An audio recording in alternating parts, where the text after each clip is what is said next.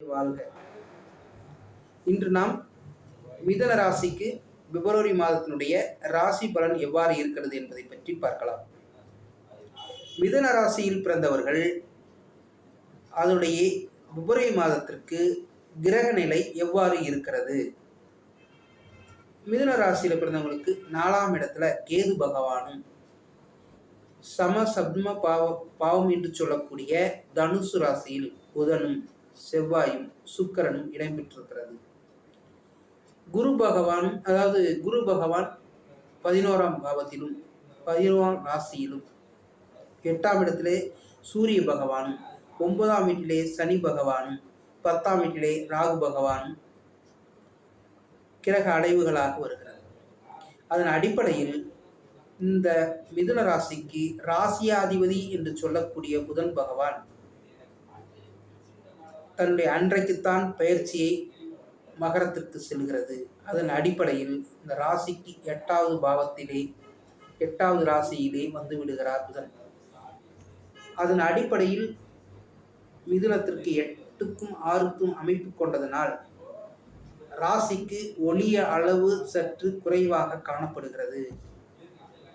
பகை கிரகம் என்று சொல்லக்கூடிய செவ்வாயும் நட்பு கிரகம் என்று சொல்லக்கூடிய கிரகம் ராசியை பார்க்கிறது. அதன் அடிப்படையில் 1% ஒரு விதத்தில் நன்மை. ஆகையால் நன்மையும் தீமையும் இந்த ராசிக்கு கலந்து இந்த மாதத்தில் காணப்படுகிறது. இப்ப 2ஆம் வீடு என்று சொல்லக்கூடிய அடிப்படையில் 2ஆம் வீடு கடக வீடு. இந்த கடக வீட்டை ராசியாதிபதி என்று அந்த வீட்டு அதிபதி சந்திரன் தன்னுடைய மாதத்தின் முழுவதும் தன்னுடைய சுற்றுப்பயணத்தை மேற்கொண்டு நன்மையும் தீமையும் வழங்குகிறார்.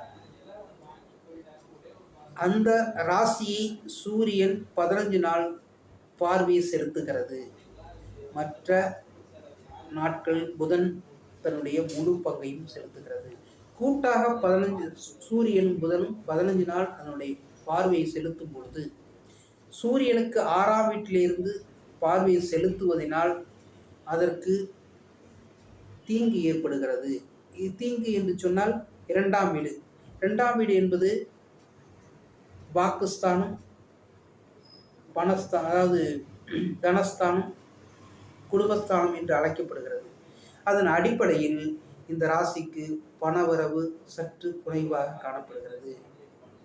குடும்பத்திலே அந்யுன்யத்தன்மை குறைகிறது. வாக்கிலே கொடுத்த வாக்கை மீறக்கூடிய அமைப்பு ஏற்படுகிறது. ஆகையால் வாக்கின் தன்மையும் சற்று குறைந்துதான் காணப்படுகிறது. 3ஆம் இடம் என்று சொல்லக்கூடிய சத்ரு, அதாவது 3ஆம் இடம் வீரிய ஸ்தானம் என்று அழைக்கக்கூடிய ஸ்தானம் சகோதர பாவஸ்தானம் என்று சொல்லப்படுகிறது. அதன் அடிப்படையில் பார்க்கப்பட்டால் குரு, அதாவது சூரியன் தன்னுடைய முழு தன்னுடைய இருப்பிட அந்த ஸ்தானத்திலிருந்து 6ஆம் வீட்டிலே இருக்கிறார் 15 நாட்களுக்கு கும்பராசியிலிருந்து தன்னுடைய சொந்த வீடான சிம்ம வீட்டை பார்க்கிறார். 15 நாட்கு அவருக்கு ஏற்படக்கூடிய விதம் என்பது கடனையும் வம்பு வழக்கு சண்டை போன்றவை ஏற்படுவதற்கான அமைப்பு ஏற்படுகிறது. ஆகையால் சற்று கவனமாக இருப்பதன் அடிப்படையில் நன்மை ஏற்படுகிறது. கோவில் வழிபாடுகள் மூலம் இது சற்று தவிர்த்து கொள்ளக்கூடிய அமைப்பு ஏற்படுகிறது. 4ஆம் இடம் என்று சொல்லக்கூடிய மாத்ருஸ்தானம், சுகஸ்தானம், வித்திஸ்தானம் என்று சொல்லக்கூடிய ஸ்தானத்தில் அதன் அதிபதியாக வரக்கூடியவன் புதன் பகவானை, அந்த வீட்டில் இருக்கக்கூடிய கிரகம் கேது பகவான். இந்த புதன் பகவான் தன்னுடைய வீட்டுக்கு சமசத்ம பார்வை, அதாவது 5 திரிகோணத்திலே 5ஆம் இடத்திலே சம்பந்தப்படுகிறார். ஆகையால் ஒரு வகை நன்மையும் ஏற்படுகிறது.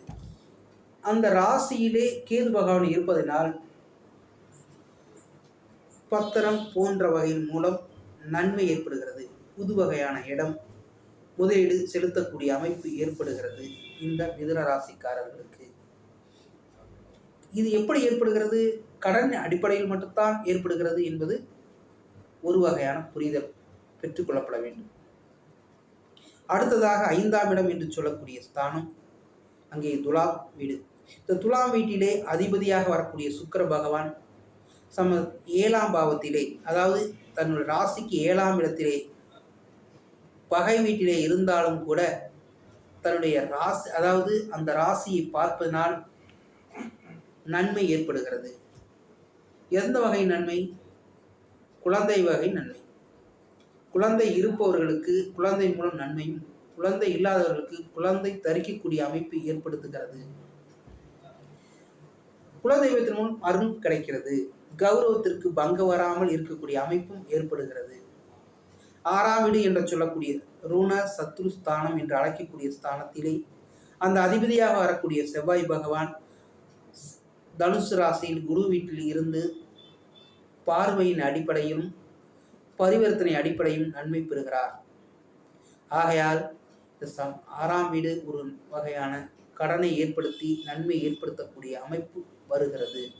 7ஆம் பாவம் என்று சொல்லக்கூடிய பாவத்திலே புதன் அன்று இருந்தாலும் பயிற்சிக்கு அப்புறம் இருக்கக்கூடிய கிரகமாக வரக்கூடிய செவ்வாயும் சுக்கிரனும், குரு பார்வையும் குரு பரிவர்த்தனையும் திருமண வகையில் திருமணம் ஆகாதவருக்கு திருமணத்தை ஏற்படுத்தக்கூடிய அமைப்பு அங்கு ஏற்படுகிறது.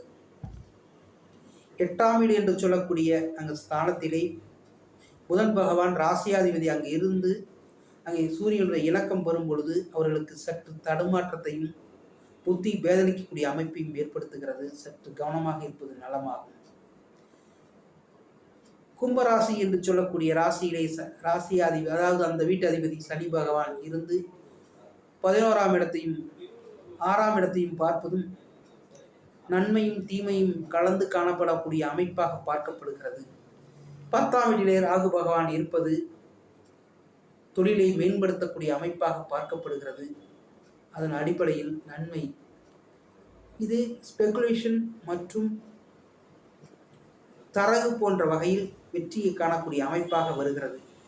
வியாபாரம் செய்பவர்கள் அதீத லாபத்தை பெறக்கூடிய அமைப்பு. தொழில் செய்பவர்கள் மிக மாபெரும் பெரிய தொழிலை செய்பவர்கள் அதிகமாக பணத்தை, அதாவது லாபத்தை பெறக்கூடிய அமைப்பு ஏற்படுகிறது. 11ஆம் வீட்டை அந்த குரு பகவான் இருப்பதனால் இது உறுதிப்படுத்தப்படுகிறது.